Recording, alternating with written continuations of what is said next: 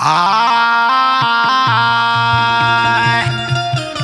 अरे कलम में बाबा साहब के, कलम में बाबा साहब के बड़ा गुण रहल। कलम में बाबा साहब के बड़ा गुण रहल। कलम में बाबा साहब के बड़ा गुण रहल।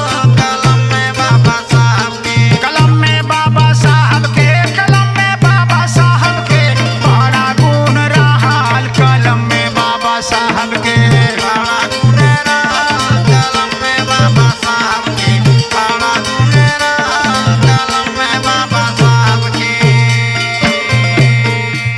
यही रे कलम से संविधान रची दिहल। यही कलम से विधान रची दिहल। यही कलम से विधान रची दिहल। यही रे कलम से संविधान रची दिहल। यही कलम से संविधान रची दिहल। यही कलम से संविधान रची दिहल। मानव समाज का विधान रची दिहल। मानव समाज के विधान रची दिहल। मानव समाज के विधान रची दिहल। मानव समाज का विधान रची दिहल। मानव समाज के विधान रची दिहल। मानव समाज के विधान रची दिहल। मिटल जाति वर्ण अभी प्यार वाली गंगा बहल। कलम में बाबा साहब के बड़ा गुण रहल। कलम में बाबा साहब के बड़ा गुण रहल। कलम में बाबा साहब के बड़ा गुण रहल। कलम में बाबा साहब के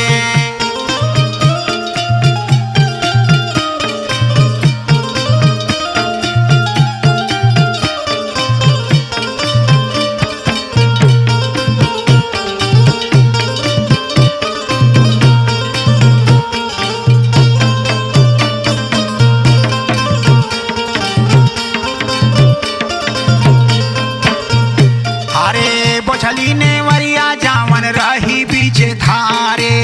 बोझली ने वरिया जावन रही बीच धारे।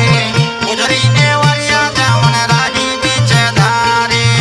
उजली ने वरिया जावन राही बीच धारे।